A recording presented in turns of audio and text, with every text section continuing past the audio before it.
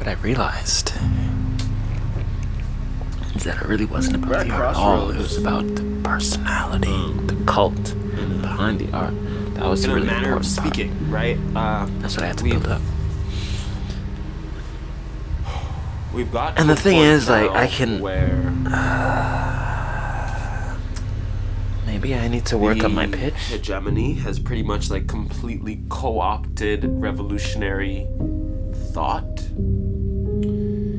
and it's most visible in the universities and the schools. And I am by no means a conservative or a liberal, really. I think they're both pretty stupid. Two sides of the same coin to me, right? Which is not helping my cause and not helping my life in any fucking way at all. So I'm always very wary of the savior complexes that many of liberals have, right? Where they treat the underprivileged or the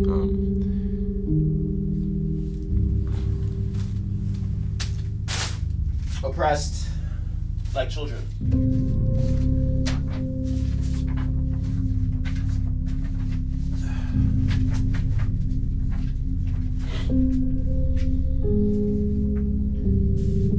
As if it was their fault that they are in the position that they're in. Because they have, childlike minds or whatever. I was watching a video. It was talking about, like, racism in the South and stuff like that, Jim Crow, all that good stuff. And, they were saying basically, like,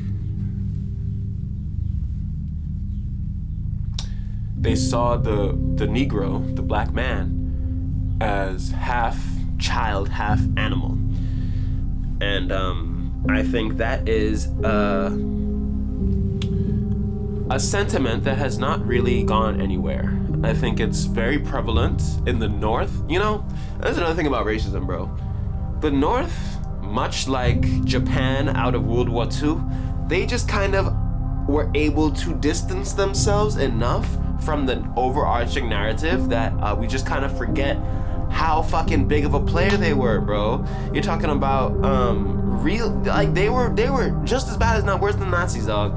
Like gas chambers, they were colonizing Manchuria and a lot of other, like, was it Thailand or maybe that was China? But essentially they were trying to become like a young China, being an Asian colonial power. And I don't know if it's just it's simply in our nature as people to be, warmongers, really. I've been thinking a lot about, like, the role that violence plays in our society today. Because I don't think that we are as honest as we need to be about our true nature, and that we're just violent, angry monkeys, And we got a little bit smart, and we think that we're a lot smarter than we are, and we just made bigger and bigger and bigger and bigger and bigger stakes. Because, if you look at geopolitics, bro, all it is just gang shit, dog.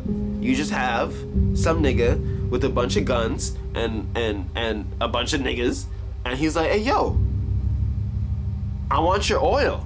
And they're like, no. And they're like, okay, well, we'll just run up on you and take it. And then they're just kind of like, oh, well, okay, I guess. And that's what it is. And we want to talk about, summits and, politics and, this. But dog, really and truly, it's just niggas running around with guns. Everything else is to make it look like it's not what it is. That's my opinion. Take it with a fucking truckload of salt if you want, okay? This is what I see. So, where does that leave us, right? Okay, well, if we are in a place where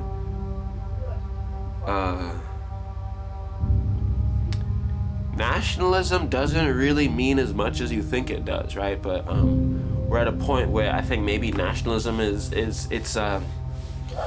its value in society is starting to be questioned, right?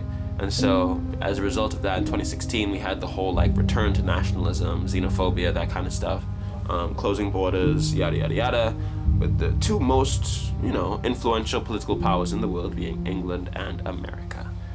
I was having a conversation with this girl the other day, and I said America's the most powerful country in the world, and she was like, "Oh, you're brainwashed." Rah, rah, rah, rah, rah. So I was like, "Okay, well, who's more powerful?" Couldn't give me an answer, So, and that again is another problem with fucking academics, right? All they do is talk and shoot down shit that you say, right? So I'll say, okay, well, I don't do this. And academics say, oh no, that can't work, blah, blah, blah. Elon fucking Musk is an academic, bro. That nigga just talks. He has no idea how these things work, how these things function in reality. And that's what a fucking academic is, bro. You don't understand the real world. You're in this fucking fictitious box that you've invented for yourself to keep yourself safe from the fact that the real world is very, very uncomfortable, and it's not as simple as a fucking book where you can read the story with a beginning, a middle, a climax, good guys, bad guys, and the end, right? That's just not how things really happen. But it's how things are consumed. And so it's how things are packaged to make it easy to consume. Because that's what we want, right? We want you to consume our product.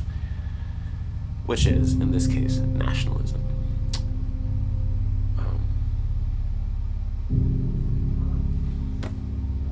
Yeah, man. Should I scroll through Twitter now? Okay.